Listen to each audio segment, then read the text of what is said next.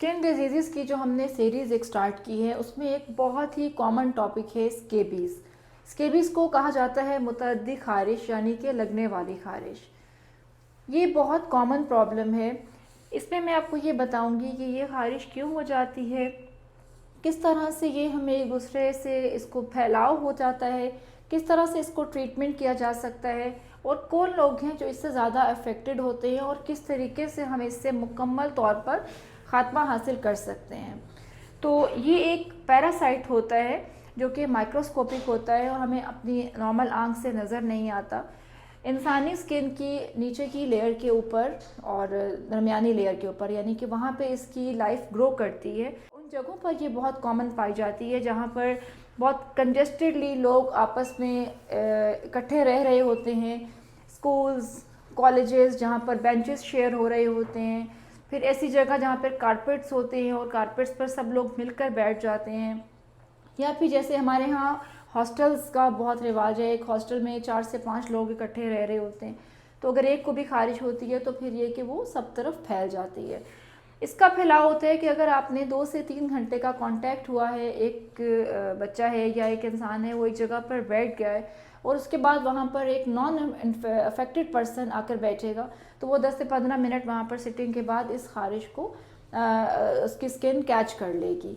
क्योंकि ये चूँकि लिविंग ऑर्गेनिज्म है, पैरासाइट है, ग्रो करता है, फैलता है, इसकी भी रिप्रोडक्शन होती है हमारी स्किन के अंदर। ये इसका फैलाव है, इसीलिए मेरी हमेशा ये एक एडवाइस होती है कि घर में एक भी इंसान को अगर ये ख़ारिश लगी है तो आप घर में मौजूद तमाम अफराद इसकी ट्रीटमेंट करें। कि अभी मैं आपको इसकी ट्रीटमेंट भी इन डिटेल बताऊँगी। अब ये इसका फैलाव था। और एक बात ज़रूर सबसे पहले याद रखिएगा कि ये कहीं पर भी सफाई की कमी की वजह से नहीं होती, ये बहुत अच्छे सफाई वाली जगहों पर भी ये हो जाती है क्योंकि ये पैरासाइट है। इसका हमारी सफाई से ताल्लुक़ नहीं है, गंदगी से ताल्लुक़ नहीं है। और ये नहीं कि किसी को ख़ारिश है तो आप उसे फैमिली में बिल्कुल ही आइसोलेट कर दें कि इसकी वजह से हमें ख़ारिश लगी है, तो ऐसा कोई भी सोशल स्टिग्मा ये नहीं है। ट्रीटमेंट इसकी बहुत ज़रूरी है इस वजह से क्योंकि ये फैलती है। अब ये किन लोगों में होगी ये मैंने आपको बता दिया, जरासीम कौन सा है। अब इसका ट्रीटमेंट कैसे करना है और इसके सिम्टम्स क्या हैं। पूरे जिस्म पर ख़ारिश होगी, पूरे जिस्म पे कोई भी हिस्सा ऐसा नहीं है जो अफेक्टेड ना हो। कलाइयों पे, हाथों पे, उंगलियों के दरमियान में, पाम्स पर, बच्चों की स्पेशली सोल्स पर, टोस के दरमियान, प्राइवेट पार्ट्स पर, अंडर आर्म्स में। और ये कि ये बहुत इम्पॉर्टेंट जगह हैं कि जहाँ पे ख़ारिश ज़रूर होती है। बहुत वॉक करने से पता चलता है कि फैमिली में किसी और को है या नहीं, क्योंकि सबके सिम्टम्स एक जैसे नहीं होंगे, किसी को ज़्यादा होगी, किसी को कम होगी। लेकिन ज़्यादातर लोगों को ये शाम में, मगरिब के बाद, जैसे कि शाम में इसकी सेवेरिटी बढ़ जाती है, सुइयाँ चुभना शुरू हो जाएंगी। अक्सर लोग आके कहते हैं डॉक्टर साहब मीठी मीठी ख़ारिश हो रही है। तो मीठी मीठी ख़ारिश होती है जब मैं वहाँ से खून निकल आता है तो फिर वहाँ पे मुझे सुकून मिल जाता है, तो कि वहाँ से भी वो उस वक्त थोड़ी देर के लिए कीड़ा सो जाता है आपका इस वजह से। तो ये इसके सिम्टम्स हैं। रेड कलर के दाने होंगे, वहाँ से लेकर छाले तक बन सकते हैं। इसके सिम्टम्स बहुत ज़्यादा वास्ट होते हैं, हर तरह का सिम्टम इसमें आ सकता है। सम टाइम हम बहुत ही इन्फेक्टेड एम्पिटाइगोज की तरह उसको हम डायग्नोज करते हैं, लेकिन वो असल में स्केबीज़ होती है। बहुत डिफरेंट ये अशकाल के साथ हमें प्रेजेंट करती है, जिसमें हम सोच भी नहीं सकते कि ये स्केबीज़ होगी, लेकिन हमें हिस्ट्री लेने पर और फिर बाकी सिम्टम्स देखने पर पता चलता है कि ये स्केबीज़ लगी हुई है। तो फिर दोबारा से ख्याल रखिएगा, दोबारा से याद रखिएगा कि इस पर आपने पेशेंट को कोई सोशल स्टिग्मा नहीं बना लेना। ये अच्छे अच्छे लोगों को हो जाती है, बेहद सफाई वाली जगहों पर हो जाती है। एक और भी क्यूरी बहुत ज़्यादा होती है कि डॉक्टर साहब हमारे घर में तो इतनी सफाई है कि मिट्टी का ज़रा भी नज़र नहीं आएगा, तो हमें तो स्केबीज़ हो ही नहीं सकती। तो फिर भी दोबारा मेरा यही आंसर होता है कि स्केबीज़ का ताल्लुक सफाई से नहीं है और ये बहुत कॉमन प्रॉब्लम है, कहीं से भी लग जाती है, पाकिस्तान में बहुत कॉमन है। ट्रीटमेंट की तरफ आ जाते हैं। ट्रीटमेंट करनी है पूरी फैमिली ने। परमेथ्रिन 5% का लोशन जो कि टॉपिकली स्किन पर लगाया जाता है, इस तरीके को आप बिल्कुल याद कर लीजिए।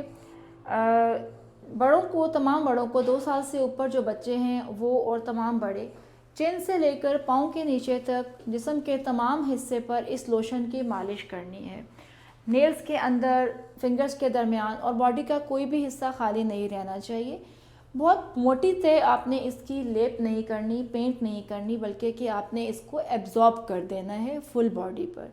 आपकी नेक भी, आपकी बैक भी, चिन से लेके पाँव के नीचे तक जिस्म का कोई भी हिस्सा खाली नहीं रहना चाहिए। 12 घंटे के बाद आपने दोबारा से शॉवर ले लेना है। रात को ये कीड़ा एक्टिव हो जाता है, इसलिए मेरी एडवाइस होती है कि तकरीबन 8 बजे के बाद आप इस लोशन को नहाकर अप्लाई कर लीजिए।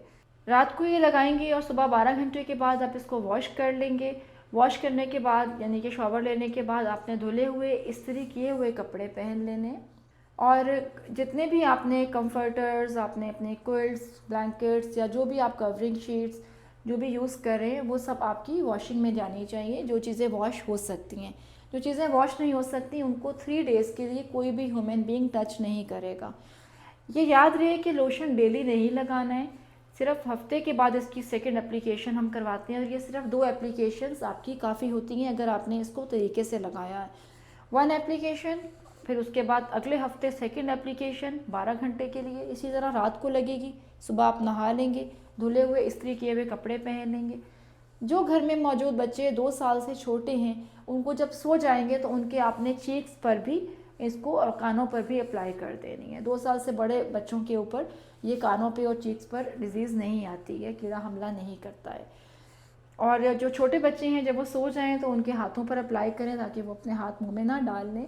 और इसके साथ साथ ये कि जो आपके जितने भी आपने कपड़े इस अरसे में यूज़ किए हैं जबकि आपको खारिश थी, जैकेट्स भी हैं, जितने भी किस्म के जो भी चीज़ें हैं जो हम रूटीन में वॉश नहीं कर रहे होते, उन सब चीज़ों को आपने 3 डेज़ के लिए एक साइड पर रख देना है, जिसको कोई ह्यूमन बीइंग 3 दिन तक टच नहीं करेगा।